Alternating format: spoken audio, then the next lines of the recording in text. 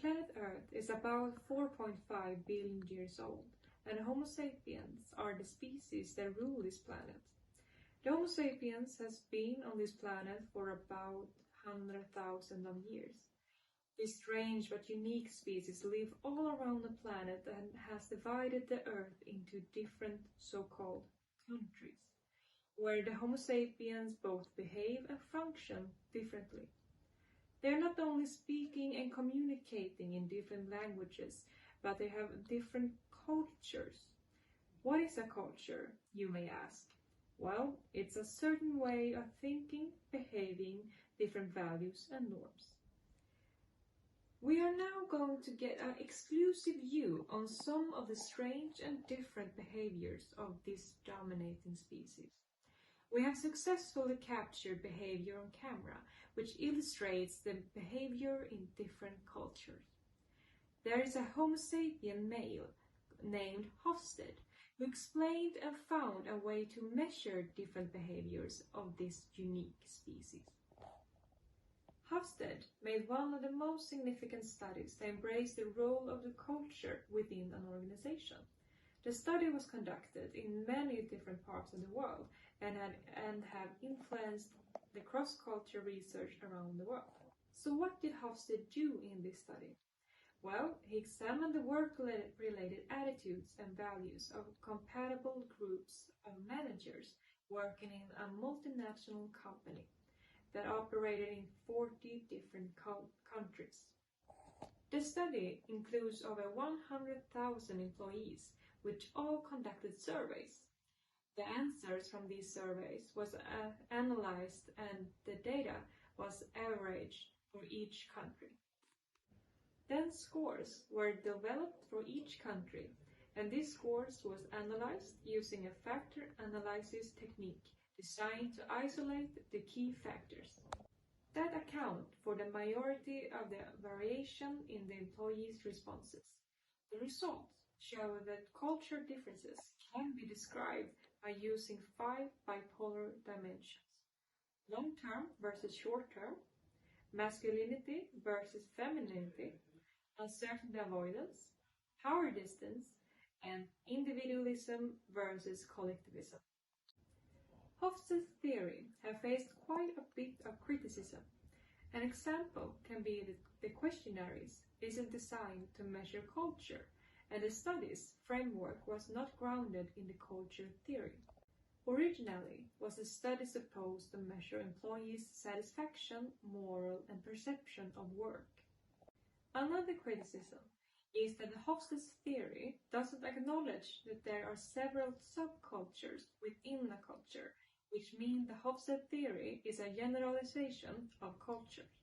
Although Hofstede's model faced a fair share of criticism, it is still one of the most used models for measuring culture. The movie you're about to see may be simplified and exaggerated, and some aggressiveness can occur. Viewer discretion is advised.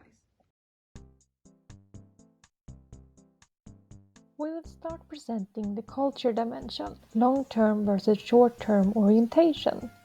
This dimension can be described as the degree to which cultures encourage delayed gratification of material, social, and emotional needs among its members. How will a long-term mindset be displayed in the life of an employee? Let's find out.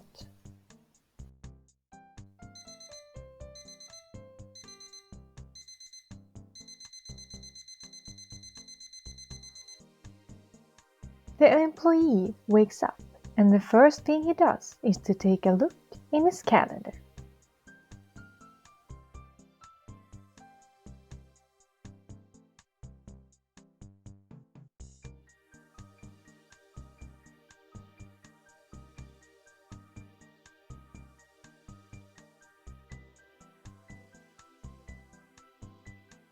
As you can see, is the employee looking at his long-term plans that is stretching years ahead.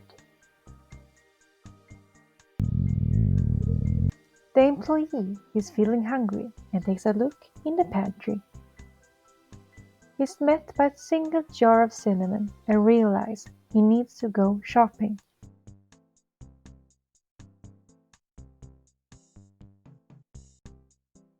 He makes a grocery list and plans for weeks ahead.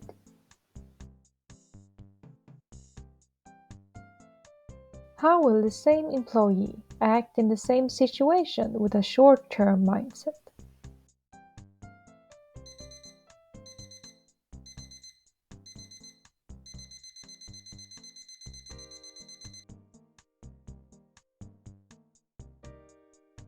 He takes a look at his one-day calendar to find out what the day holds for him.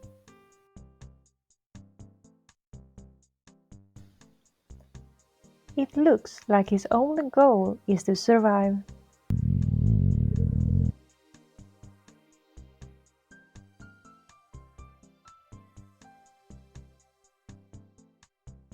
I do wonder what he will write on his grocery list.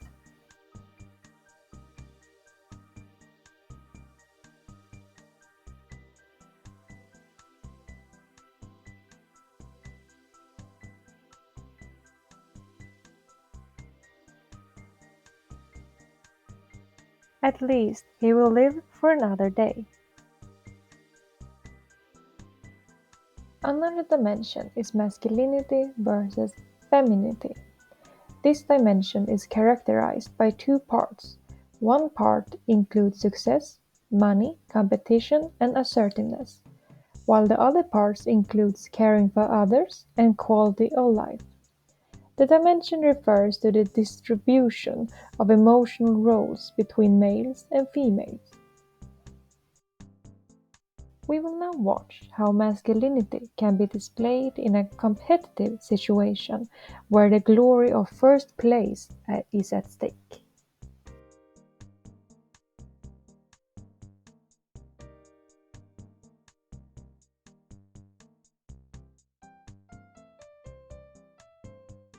The two competitors are warming up.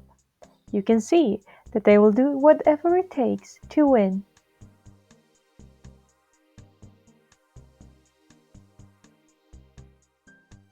The tension is high. And they are off. Oh no, it seems like the competitive spirit has taken over. Oh well, we have a winner. How will the same situation be displayed in a feminine culture? Let's watch. The competitive spirit in this race is much friendlier.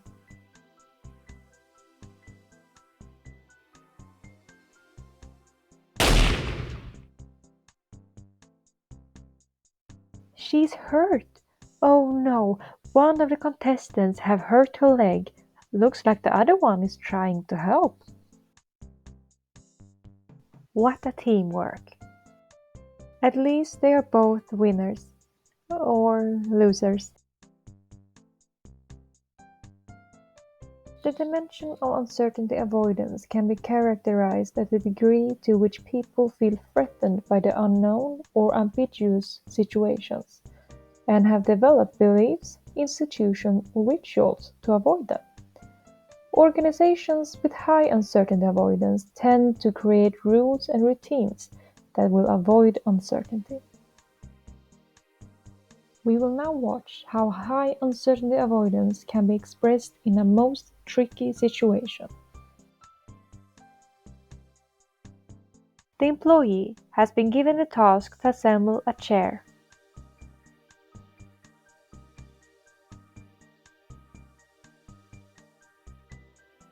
It looks like he's a bit confused. Luckily, there is an instruction, which he follows carefully.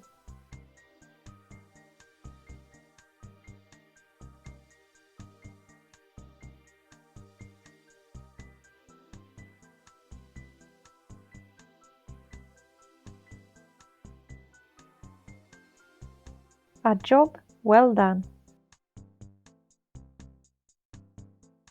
Let us now see how low uncertainty avoidance can be expressed in the same tricky situation.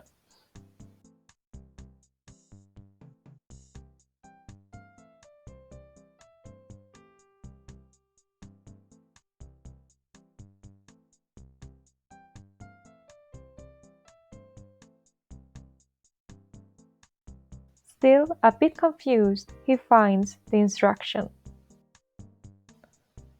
which he then decides to throw out the window.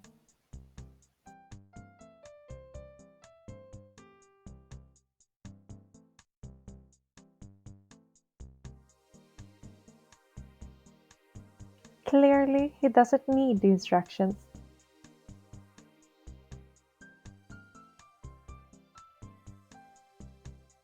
A job not well done, but who cares anyway, he still gets paid. The dimension of power distance refers to the degree to which cultures will encourage less powerful members of groups to accept that power is distributed unequally. Let us see how high power distance in a work environment is manifested. What would happen when an employee finds a broken chair in her office and proceeds to ask her manager for help?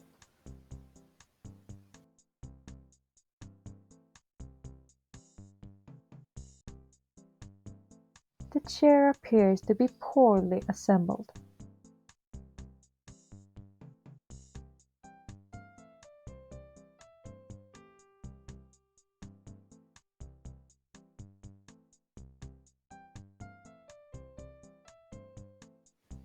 The employee stumbles inside the manager's office.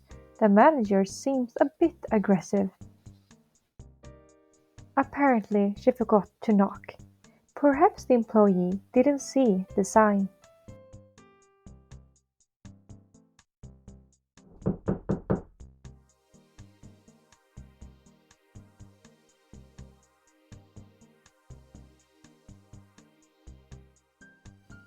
The employee gets a set of tools to fix the chair, while the manager goes on with his day. The following example expresses low power distance, where the relationship between the boss and the employee is less restrained. The employee enters without knocking and is met with a friendly face. The manager is devastated with the broken chair. It looks like he's offering his own chair.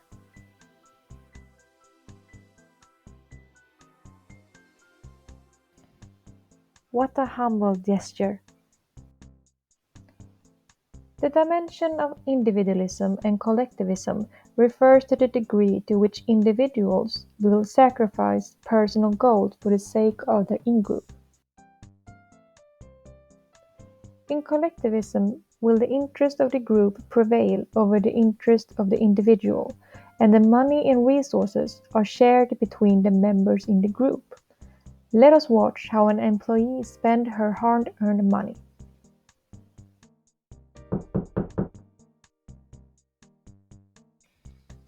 The employee collects her salary.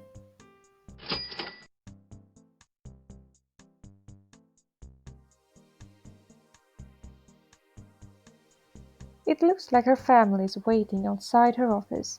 Wonder what they are waiting for.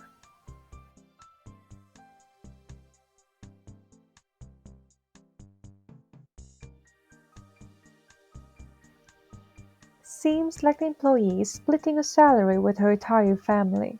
At least she's left with a $1 bill for herself. In individualism, will the interest of the individual prevail over the interest of the group? We will now watch how the employee chooses to spend her salary.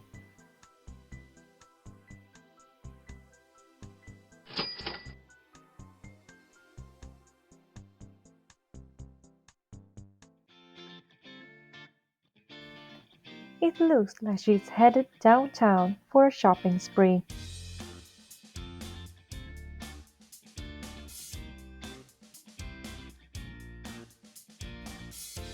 What a lovely coat!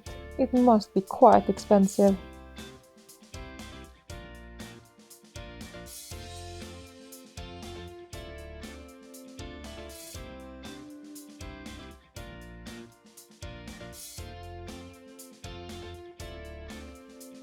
The shopping spree continues.